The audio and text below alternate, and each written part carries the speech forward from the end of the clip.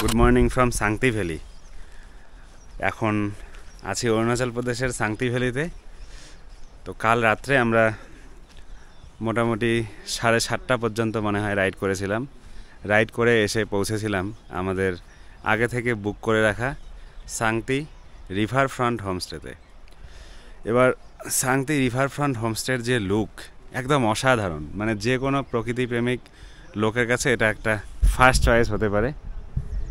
এই রাস্তা দিয়ে কাল এসেছিলাম রাত্রিবেলা।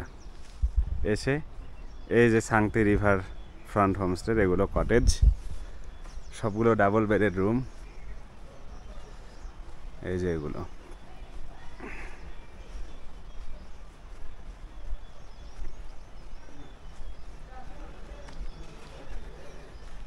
দেখুন কি সুন্দর দেখতে কটেজগুলো।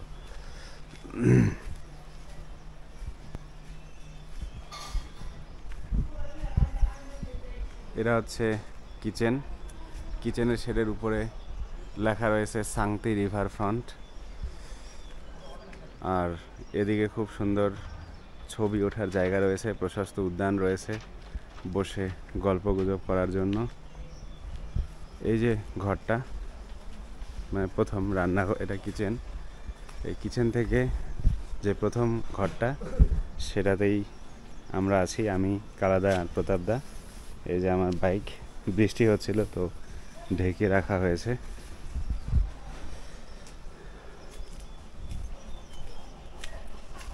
রুমের জাস্ট লুকটা একবার দেখো, খুব সুন্দর লাগবে আশা করি। এই হচ্ছে রুম। আর রাইডার মানে তো প্রচুর জিনিসপত্র ছড়ানো ছেটানো থাকবে। এই যে এগুলো, এটা বেড। প্রতাপদা গুড মর্নিং। Good morning. আর এটা হচ্ছে ওয়েস্টার্ন টয়লেট রয়েছে, সাথে বেসিন রয়েছে, গিজার রয়েছে। খুব সুন্দর রুম, খুব দারুণ লাগছে না হোমস্টেটা? এর আউটলুকটা খুব সুন্দর।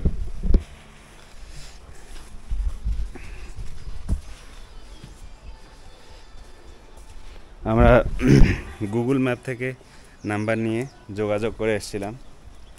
তাছাড়া এদের নিজস্ব ওয়েবসাইট আছে অনলাইনে। আমি এই সাংতি রিভার ফ্রন্ট কী করে বুক করবেন বা এখানকার যে কন্ট্যাক্ট নাম্বার, সেটা আমি আমার ডেসক্রিপশানে শেয়ার করে দেব।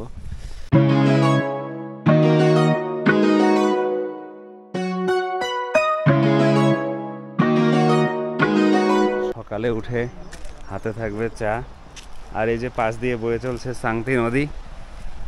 এই নদীর কলকল শব্দ। দাদা গুড মর্নিং। হ্যাঁ গুড মর্নিং।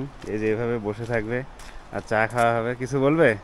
বলো তো সাংতি রিভার ফ্রন্ট যে হোমস্টে রয়েছে এই সম্পর্কে। এই ধরনের জায়গায় আসলে মনটা এতটা ঠান্ডা হয়ে যায়, কাম হয়ে যায়, আর বলতে ইচ্ছে করে না।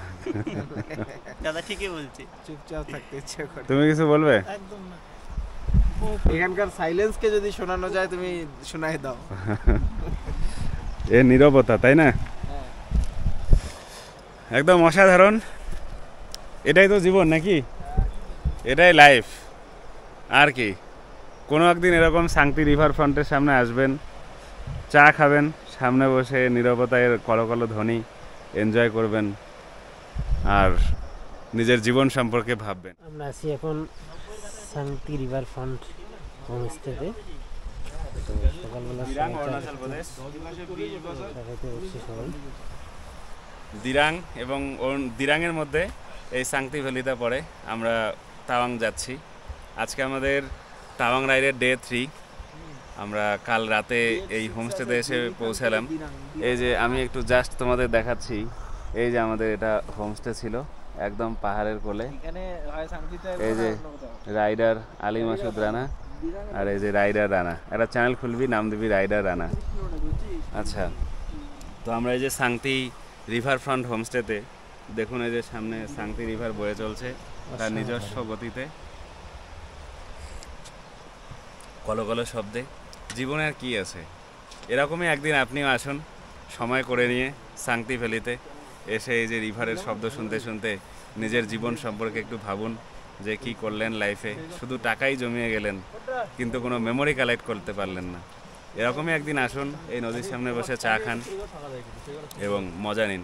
লাইফে কি আছে, আজ আছে কাল নেই, এগুলাই মেমোরি। সাংতি রিভার, দিরাং, অরুণাচল প্রদেশ। বল কেমন লাগছে, নিজের অভিজ্ঞতা শেয়ার কর। অসাধারণ লাগলো, অনেকগুলো জায়গায় থাকছি, তার মধ্যে এটা একেবারে আলাদা।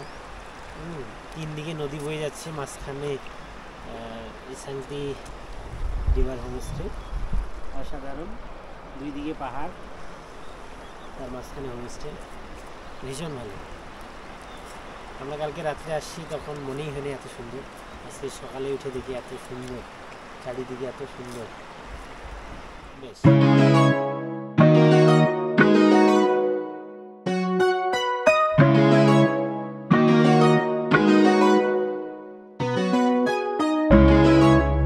মিঠুন বাবু আমার ফ্রেন্ড, মানে আমার কলিগ বলতে পারো। তো ওর সাথে আমার একটা অ্যাডভেঞ্চারাস অভিজ্ঞতা, অনেক নতুন নতুন জায়গা এক্সপ্লোর করেছি। তো আগামীতেও সুযোগ পেলে করতে চাই, কারণ ও একজন খুব ভ্রমণ পিপাসু মানুষ। তো আমরা যে অরুণাচলে এসেছি তার অনেকটাই কৃতিত্ব আমার এই কলিগ মিঠুনের। তো আশা করি আগামীতেও দুজনে একসাথে রাইড করব এবং আরও অনেক জায়গাকে এক্সপ্লোর করবো। Thank you.